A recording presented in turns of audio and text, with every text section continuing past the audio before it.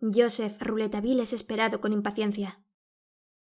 El 15 de enero siguiente, 2 meses y medio después de los trágicos acontecimientos que acabo de relatar, L'Époque publicaba, en primera página, el artículo siguiente.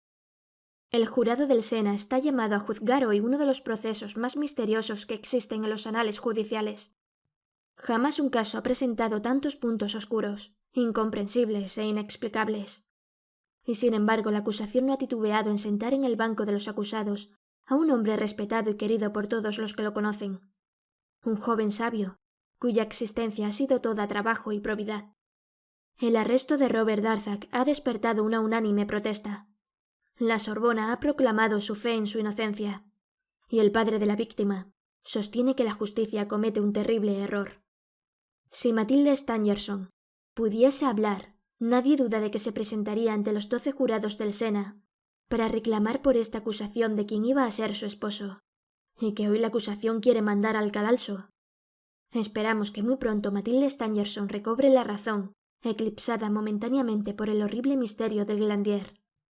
Hay que impedir que esas 12 personas honradas que conforman el jurado cometan un atroz error judicial. Una serie de terribles coincidencias, huellas acusadoras, el silencio inexplicable del acusado, el enigma en el empleo de su tiempo y la ausencia de coartada han confundido, sin duda, al jurado que busca esclarecer la verdad. Y estas pruebas son en apariencia tan abrumadoras contra el señor Robert Darzac que debemos disculpar que un detective tan experto como el señor Frederick Larsan se haya dejado extraviar por ellas. Todo acusa al señor Robert Darzac, pero hoy nosotros lo defenderemos ante el jurado y aportaremos una luz nueva tan esplendorosa que todo el misterio del Glandier será puesto en claro, porque poseemos la verdad. Ahora bien, es preciso que Francia sepa, que el mundo sepa, que la misma noche del arresto del señor Darzac, el joven Joseph Rouletabille penetró en el despacho de nuestro director y le dijo: «Emprenderé viaje. No sé cuánto tiempo estaré ausente. Quizá unos 2 meses, 3 meses. Quizá no vuelva nunca». Le dejó esta carta: «Si no estoy de vuelta el día en que el señor Darzac comparezca ante los tribunales, usted la abrirá en la corte, después del desfile de los testigos. Entiéndase para esto con el abogado del señor Robert Darzac. El señor Darzac es inocente. En esta carta está el nombre del asesino y la explicación irrefutable de su culpabilidad. Ahora viajo en busca de las pruebas». Y nuestro redactor partió. Continúa L'Époque. Y no hemos tenido noticias, hasta hace 8 días, en que un desconocido se presentó ante el director y le dijo: «Proceda según las indicaciones del señor Rouletabille, si es necesario. La verdad está en la carta». Hoy 15 de enero ha llegado el día. Joseph Rouletabille no está de vuelta. Quizá no lo volvamos a ver. Quizás a estas horas ha sucumbido. Nuestro director concurrirá a la corte de Versalles con la carta que contiene el nombre del asesino. Los parisienses que fueron a Versalles para la vista del proceso llamado el misterio del cuarto amarillo no han olvidado, ciertamente, la multitud que se atropellaba en la estación de Saint-Lazare, tanta que hubo que organizar convoyes suplementarios. El artículo de L'Époque había agitado a todo el mundo. Incluso hubo cambio de puñetazos entre los partidarios de Rouletabille y los fanáticos de Larsan. Curiosamente, a aquella gente no le preocupaba si se iba a condenar a un inocente. Sus discusiones se centraban en la forma en que cada uno comprendía el misterio. Los partidarios de Larsan no admitían dudas sobre la astucia del detective, y los partidarios de otra explicación se inclinaban por la que daría Rouletabille, a pesar de que no lo conocían aún. Con el diario L'Époque en la mano, los de Larsan y de Rouletabille disputaban hasta en las gradas del Palacio de Justicia de Versalles tan violentamente que debió disponerse un servicio de orden extraordinario. Testigos que se parecían, más o menos vagamente, al retrato publicado por L'Époque fueron aclamados. La llegada del director de L'Époque fue también motivo de manifestaciones. Algunos aplaudieron, otros silbaron.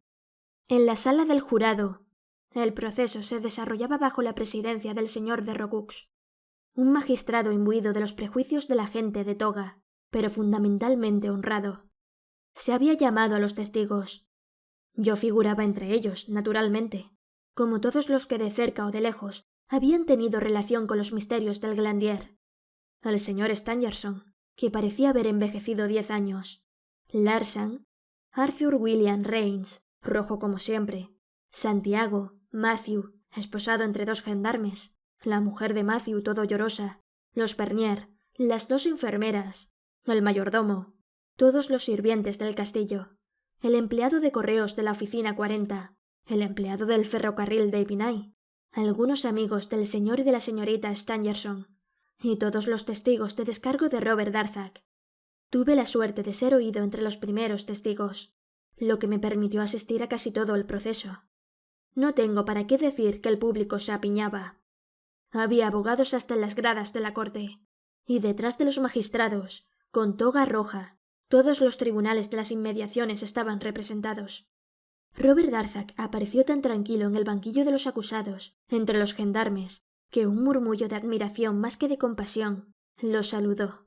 Se inclinó enseguida hacia su abogado, el señor Henry Robert, quien, asistido de su primer secretario, el abogado André Hess, que entonces se iniciaba, había comenzado a hojear el expediente. La lectura del acta de acusación se verificó como casi siempre, sin incidentes. No relataré aquí el largo interrogatorio a que fue sometido Darzac. Contestó de la manera más natural y a la vez más misteriosa. Todo lo que podía decir parecía natural.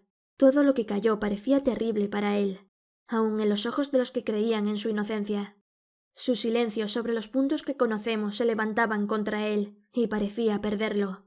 Resistió las incitaciones del presidente del jurado y del Ministerio Público. Le insistieron en que el hecho de callar en semejantes circunstancias equivalía a la muerte. «Está bien», dijo, «moriré, pero soy inocente». Con esa habilidad prodigiosa que había hecho su reputación, y aprovechando el incidente, el abogado Robert trató de magnificar el carácter de su cliente, en razón misma de su silencio, haciendo alusión a deberes morales que sólo las almas heroicas son capaces de imponerse. El eminente abogado solo consiguió convencer a todos los que conocían a Darzac. Los demás quedaron vacilantes. Hubo un intervalo. Luego comenzó el desfile de los testigos, y Rouletabille no llegaba. Cada vez que se abría una puerta, todos los ojos se dirigían hacia ella. Luego se volvían hacia el director de L'Époque, que permanecía impasible en su sitio. Se vio que sacaba la carta de su bolsillo, y un fuerte rumor siguió a ese ademán. No puedo relatar aquí todos los incidentes del proceso. He recordado extensamente las etapas del caso, y no impondré a los lectores un nuevo desfile de los antecedentes. Tengo prisa por llegar al momento verdaderamente dramático de aquella jornada inolvidable. Sucedió que en el momento en que el abogado Robert dirigía algunas preguntas a Matthew, que se defendía en la barra de los testigos, entre los gendarmes, de haber asesinado al hombre verde, su mujer fue llamada y careada con él. Confesó, entre sollozos, que había sido amante del guarda, que su marido había sospechado, pero afirmó que éste no tenía nada que ver en su asesinato. El abogado Robert pidió a la corte que se dignara a oír inmediatamente a Frederick Larsan. En una corta conversación con Frederick Larsan, durante la suspensión de la audiencia, este me ha hecho comprender que puede explicar la muerte del guarda sin la intervención de Matthew. Sería interesante conocer su hipótesis. Frederick Larsan fue entonces introducido, y se explicó con mucha claridad. «No veo», dijo, «la necesidad de hacer intervenir a Matthew en este asunto. Se lo he dicho al señor de Marquet, pero los mismos asesinos de aquel hombre lo han perjudicado evidentemente en el espíritu del señor juez de instrucción. Para mí, el atentado de la señorita Stangerson y el asesinato del guarda son la misma cosa. Se le ha hecho fuego sobre el asesino de la señorita Stangerson, que huye a través del patio de honor. Se ha creído que se le había herido, y hasta se ha creído que se le había dado muerte. En realidad no hizo sino tropezar en el momento en que desaparecía tras el ala derecha del castillo. Allí el asesino encontró al guarda que quiso, sin duda, oponerse a su fuga. El asesino, que tenía aún en la mano el cuchillo con que acababa de herir a la señorita Stangerson, hirió al guarda en el corazón, y el guarda cayó muerto. Esta simple explicación pareció tan plausible que se oyó un murmullo de aprobación. ¿Y el asesino? ¿Qué fue del asesino?, preguntó el presidente. Evidentemente, se ocultó, señor presidente, en un rincón oscuro del patio, y después que las gentes del castillo llevaron el cuerpo del guarda al interior, huyó tranquilamente. En aquel momento, desde el público, se levantó una voz juvenil. «Larsan tiene razón en cuanto a la puñalada en el corazón», dijo en medio del estupor de todos, pero no en cuanto a la forma en que el asesino se fugó del patio. Todo el mundo se volvió hacia el punto de donde partía la voz. Los conserjes se precipitaron, ordenando silencio. El presidente preguntó con severidad quién había levantado la voz, y ordenó la expulsión del intruso, pero se volvió a oír la misma voz. «Soy yo, señor presidente, soy yo, Joseph Rouletabille».